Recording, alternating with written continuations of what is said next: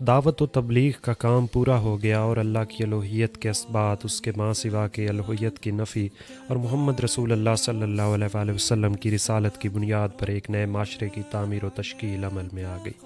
اب گویا غیبی تعاطف آپ کے قلب و شعور کو یہ احساس دلا رہا تھا کہ دنیا میں آپ کے قیام کا زمانہ اختتام کے قریب ہے۔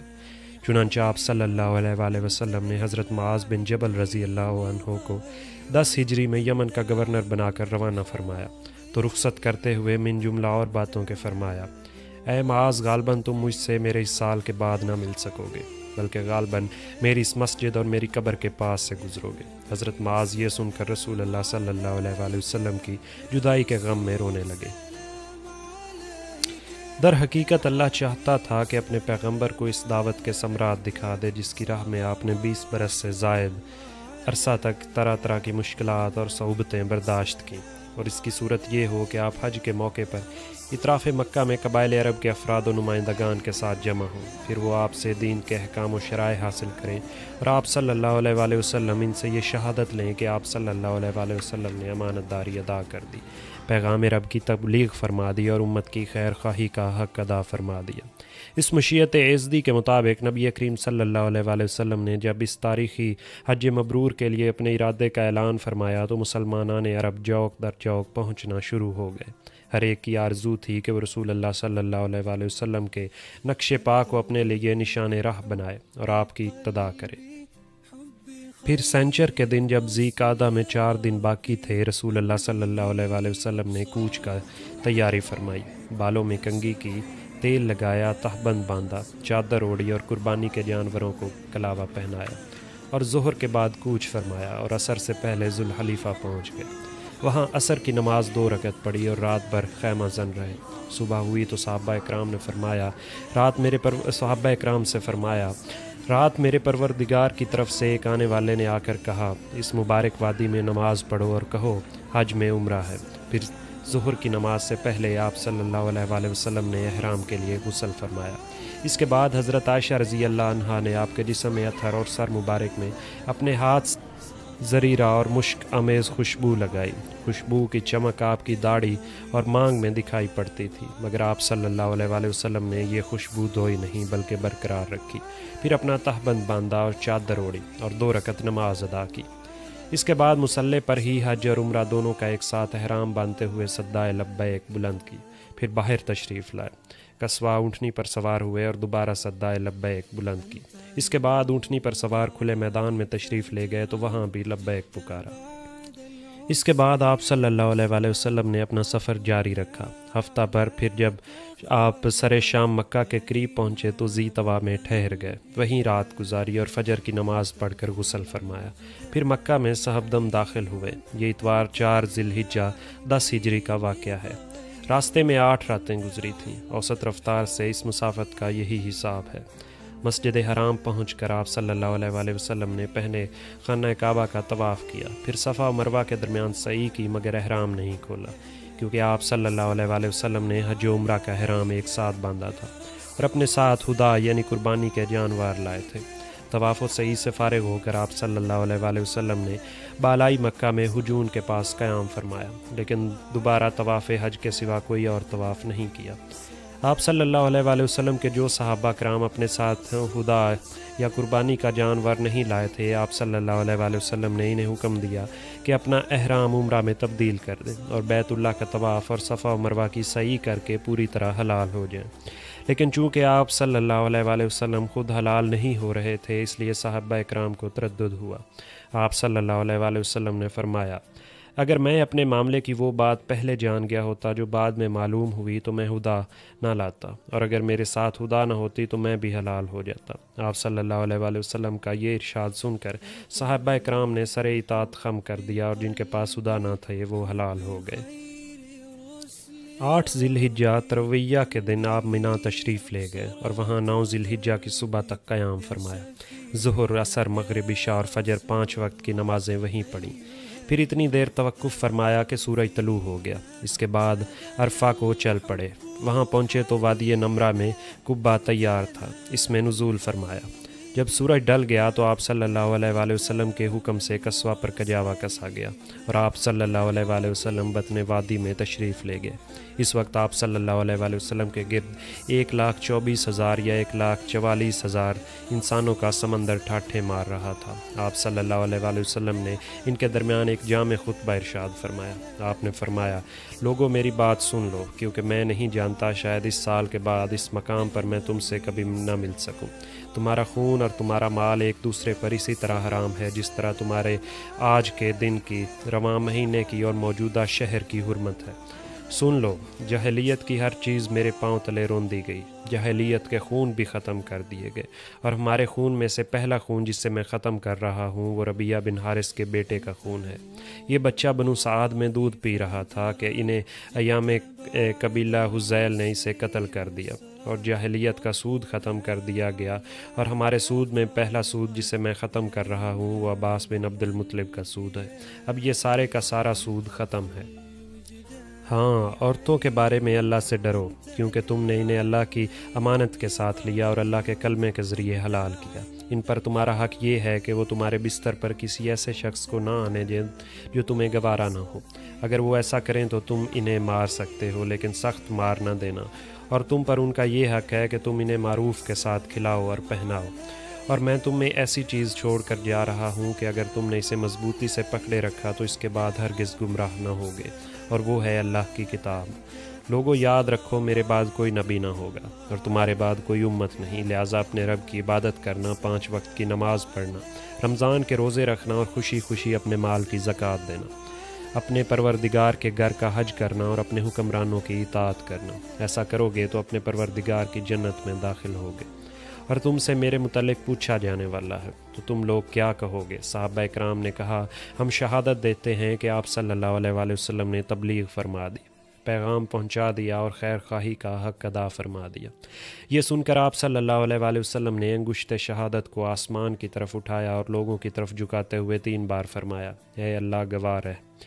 آپ صلی اللہ علیہ وآلہ وسلم کے ارشادات کو ربیعہ بن امیہ بن خلف اپنی بلند آواز سے لوگوں تک پہنچا رہے تھے، اور جب آپ صلی اللہ علیہ وآلہ وسلم خطبہ سے فارغ ہو چکے تو اللہ عز و جل نے یہ آیت نازل فرمائی۔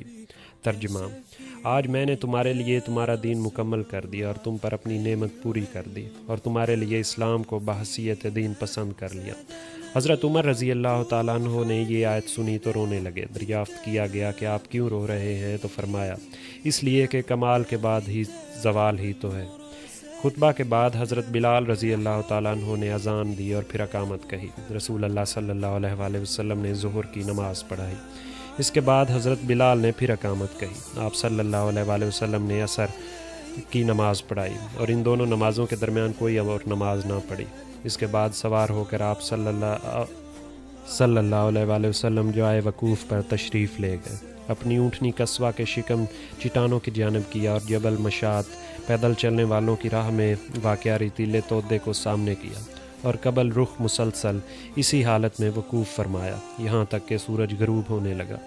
تھوڑی زردی ختم ہوئی، پھر سورج کی ٹکیا غائب ہو گئی۔ اس کے بعد آپ صلی اللہ علیہ وآلہ وسلم نے حضرت اسامہ کو پیچھے بٹھایا اور وہاں سے روانہ ہو کر مزدلفہ تشریف لے گئے۔ مزدلفہ میں مغرب اور عشاء کی نمازیں 1 اذان اور 2 اقامت سے پڑھی، درمیان میں کوئی نفل نماز نہ پڑھی۔ اس کے بعد آپ صلی اللہ علیہ وآلہ وسلم لیٹ گئے اور طلوع فجر تک لیٹے رہے۔ البتہ صبح نمودار ہوتے ہی اذان و اقامت کے ساتھ فجر کی نماز پڑھی۔ اس کے بعد قصوہ پر تشریف فرما کر مشر حرام تشریف لائے اور قبلہ رخ ہو کر اللہ سے دعا کی اور اس کی تکبیر و تحلیل اور توحید کے کلمات کہے۔ یہاں اتنی دیر تک ٹھہرے رہے کہ خوب اجالا ہو گیا۔ اس کے بعد سورج طلوع ہونے سے پہلے پہلے مینا کے لیے روانہ ہو گئے۔ اب کی بار حضرت فضل بن عباس کو اپنے پیچھے سوار کیا۔ بطن محصر میں پہنچے تو سواری کو ذرا تیزی سے دوڑایا، پھر جو درمیانی راستہ جمرہ کبریٰ پر نکلتا ہے اس سے چل کر جمرہ کبریٰ پر پہنچے۔ اس زمانہ میں وہاں ایک درخت بھی موجود تھا اور جمرہ کبریٰ اس درخت کی نسبت سے معروف تھا۔ اس کے علاوہ جمرہ کبریٰ کو جمرہ عقبہ اور جمرہ اولا بھی کہتے ہیں۔ پھر آپ صلی اللہ علیہ وآلہ وسلم نے جمرہ کبریٰ کو 7 کنکریاں ماری۔ ہر کنکری کے ساتھ تکبیر کہتے تھے۔ کنکریاں چھوٹی چھوٹی تھی جنہیں چٹکی میں لے کر چلایا جا سکتا تھا۔ آپ صلی اللہ علیہ وآلہ وسلم نے یہ کنکریاں بطن وادی میں کھڑے ہو کر ماری تھیں، اور اس کے بعد آپ صلی اللہ علیہ وآلہ وسلم قربان گاہ تشریف لے گئے اور اپنے دست مبارک سے 63 اونٹ ذبح کیے، پھر حضرت علی رضی اللہ تعالیٰ عنہ کو سونپ دیا، انہوں نے بقیہ 37 اونٹ ذبح کیے۔ اس طرح 100 اونٹ کی تعداد پوری ہو گئی۔ آپ صلی اللہ علیہ وآلہ وسلم نے حضرت علی کو بھی اپنے ہدا یعنی قربانی میں شریک فرما لیا۔ اس کے بعد آپ صلی اللہ علیہ وآلہ وسلم کے حکم سے ہر اونٹ کا ایک ایک ٹکڑا کاٹ کر ہانڈی میں ڈالا گیا اور پکایا گیا۔ پھر آپ صلی اللہ علیہ وآلہ وسلم نے اور حضرت علی نے اس گوشت میں سے کچھ تناول فرمایا اور اس کا شوربہ پیا۔ بعد ازاں رسول اللہ صلی اللہ علیہ وآلہ وسلم سوار ہو کر مکہ تشریف لے گئے، بیت اللہ کا طواف فرمایا اور اسے طواف افاضہ کہتے ہیں، اور مکہ ہی میں ظہر کی نماز ادا فرمائی۔ پھر چاہے زمزم پر بنو عبد المطلب کے پاس تشریف لے گئے، وہ حجاج کرام کو زمزم کا پانی پلا رہے تھے۔ آپ صلی اللہ علیہ وآلہ وسلم نے فرمایا، بنو عبد المطلب تم لوگ پانی کھینچو، اگر یہ اندیشہ نہ ہوتا کہ پانی پلانے کے اس کام میں لوگ تمہیں مغلوب کر دیں گے تو میں بھی تم لوگوں کے ساتھ کھینچتا۔ یعنی اگر صحابہ کرام رسول اللہ صلی اللہ علیہ وآلہ وسلم کو خود پانی کھینچتے ہوئے دیکھتے تو ہر صحابی خود پانی کھینچنے کی خواہش کرتا، اور اس طرح حجاج کو زمزم پلانے کا جو شرف بنو عبد المطلب کو حاصل تھا اس کا نظم ان کے قابو میں نہ رہ جاتا۔ چنانچہ بنو عبد المطلب نے آپ صلی اللہ علیہ وآلہ وسلم کو ایک ڈول پانی دیا اور آپ صلی اللہ علیہ وآلہ وسلم نے اس میں سے حسب خواہش پیا۔ آج یوم النحر تھا، یعنی ذی الحجہ کی 10 تاریخ تھی۔ نبی کریم صلی اللہ علیہ وآلہ وسلم نے آج بھی دن چڑھتے یعنی چاشت کے وقت ایک خطبہ ارشاد فرمایا۔ خطبہ کے وقت آپ صلی اللہ علیہ وآلہ وسلم خچر پر سوار تھے اور حضرت علی رضی اللہ تعالیٰ عنہ آپ کے ارشادات صحابہ کو سنا رہے تھے۔ صحابہ اکرام کچھ بیٹھے اور کچھ کھڑے تھے۔ آپ صلی اللہ علیہ وآلہ وسلم نے آج کے خطبے میں بھی کل کی کئی باتیں دہرائیں۔ صحیح بخاری اور صحیح مسلم میں حضرت ابو بکرہ رضی اللہ عنہ کا یہ بیان مروی ہے کہ نبی کریم صلی اللہ علیہ وآلہ وسلم نے ہمیں یوم النحر یعنی 10 ذی الحجہ کو خطبہ دیا اور فرمایا، زمانہ گھوم پھر کر اپنی اسی دن کی حیت پر پہنچ گیا ہے جس دن اللہ نے آسمان و زمین کو پیدا کیا تھا۔ سال 12 مہینے کا ہے جس میں سے 4 مہینے حرام کے ہیں، 3 پے در پے یعنی ذی القعدہ، ذی الحجہ اور محرم، اور 1 رجب مضر جو جمادی الاخر اور شبان کے درمیان ہے۔ آپ صلی اللہ علیہ وآلہ وسلم نے یہ بھی فرمایا کہ یہ کون سا مہینہ ہے؟ ہم نے کہا اللہ اور اس کے رسول بہتر جانتے ہیں۔ اس پر آپ خاموش رہے، یہاں تک کہ ہم نے سمجھا کہ آپ اس کا کوئی اور نام رکھیں گے، لیکن پھر آپ صلی اللہ علیہ وآلہ وسلم نے فرمایا یہ ذی الحجہ نہیں ہے۔ آپ نے فرمایا یہ کون سا شہر ہے؟ ہم نے کہا اللہ اور اس کے رسول بہتر جانتے ہیں۔ اس پر آپ صلی اللہ علیہ وآلہ وسلم خاموش رہے، یہاں تک کہ ہم نے سمجھا کہ آپ صلی اللہ علیہ وآلہ وسلم اس کو کوئی اور نام دیں گے، مگر آپ صلی اللہ علیہ وآلہ وسلم نے فرمایا کیا یہ مکہ نہیں ہے؟ ہم نے کہا کیوں نہیں؟ آپ صلی اللہ علیہ وآلہ وسلم نے فرمایا اچھا تو یہ دن کون سا ہے؟ ہم نے کہا اللہ اور اس کے رسول بہتر جانتے ہیں۔ اس پر آپ صلی اللہ علیہ وآلہ وسلم خاموش رہے، یہاں تک کہ ہم نے سمجھا کہ آپ اس کا کوئی اور نام رکھیں گے، مگر آپ صلی اللہ علیہ وآلہ وسلم نے فرمایا کیا یہ یوم النحر نہیں ہے؟ ہم نے کہا کیوں نہیں؟ آپ صلی اللہ علیہ وآلہ وسلم نے فرمایا اچھا تو سنو، تمہارا خون، تمہارا مال، تمہارا آبرو ایک دوسرے پر ایسے ہی حرام ہیں جیسے تمہارے اس شہر، تمہارے اس مہینے میں تمہارے آج کے دن کی حرمت ہے، اور تم لوگ بہت جلد اپنے پروردگار سے ملو گے اور وہ تم سے تمہارے اعمال کے متعلق پوچھے گا، لہٰذا دیکھو میرے بعد پلٹ کر گمراہ نہ ہو جانا، آپس میں ایک دوسرے کی گردنیں نہ مارنے لگنا۔ بتاؤ کیا میں نے تبلیغ کر دی؟ صحابہ اکرام نے فرمایا ہاں۔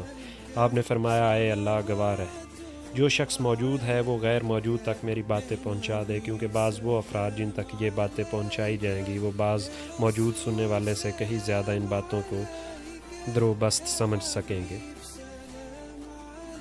ایک روایت میں ہے کہ آپ صلی اللہ علیہ وآلہ وسلم نے اس خطبے میں یہ فرمایا، یاد رکھو کہ کوئی بھی جرم کرنے والا اپنے سوا کسی اور پر جرم نہیں کرتا، یعنی اس جرم کی پاداش میں کوئی اور نہیں بلکہ خود مجرم ہی پکڑا جائے گا۔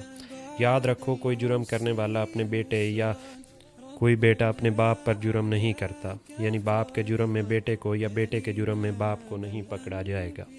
یاد رکھو شیطان مایوس ہو چکا ہے کہ اب تمہارے اس شہر میں کبھی بھی اس کی پوجا کی جائے، لیکن اپنے جن اعمال کو تم لوگ حقیر سمجھتے ہو ان میں اس کی اطاعت کی جائے گی اور وہ اس سے راضی ہوگا۔ اس کے بعد آپ صلی اللہ علیہ وآلہ وسلم ایام تشریق یعنی 11، 12 اور 13 ذی الحجہ کو منا مقیم رہے۔ اس دوران آپ صلی اللہ علیہ وآلہ وسلم حج کے مناسک بھی ادا فرما رہے تھے اور لوگوں کو شریعت کے احکام سکھا رہے تھے، اللہ کا ذکر فرما رہے تھے اور ملت ابراہیمی کے سنن ہدا بھی قائم کر رہے تھے اور شرک کے آثار و نشانات کا صفایا فرما رہے تھے۔ آپ صلی اللہ علیہ وآلہ وسلم نے ایام تشریق میں بھی ایک دن خطبہ دیا، چنانچہ سنن نبی داؤد میں یہ سند حسن مروی ہے کہ حضرت سرا بنت بنہان رضی اللہ عنہا نے فرمایا کہ اللہ صلی اللہ علیہ وآلہ وسلم نے ہمیں رؤوس کے دن یعنی 14 خطبہ دیا اور فرمایا کہ ایام تشریق کا درمیانی دن نہیں ہے۔ آپ صلی اللہ علیہ وآلہ وسلم کا آج کا خطبہ بھی کل یعنی یوم النحر کے خطبے جیسا تھا اور یہ خطبہ سورہ نصر کے نزول کے بعد دیا گیا۔ ایام تشریق کے خاتمے پر دوسرے یوم النفر یعنی 13 ذی الحجہ کو نبی کریم صلی اللہ علیہ وآلہ وسلم نے مینا سے کوچ فرمایا اور وادی ابطح کے خیف بنی کنانہ میں فروکش ہوئے، دن کا باقی ماندہ حصہ اور رات وہیں گزاری اور ظہر، عصر، مغرب اور عشاء کی نمازیں وہیں پڑھی۔ البتہ عشاء کے بعد تھوڑا سا سو کر اٹھے اور پھر سوار ہو کر بیت اللہ تشریف لے گئے اور طواف و دعا فرماتے رہے، اور اب تمام مناسک حج سے فارغ ہو کر آپ صلی اللہ علیہ وآلہ وسلم نے سواری کا رخ مدینہ کی طرف فرمایا، اس طرح نہیں کہ وہاں پہنچ کر راحت فرمائیں، بلکہ اس لیے کہ اب پھر اللہ کی خاطر اللہ کی راہ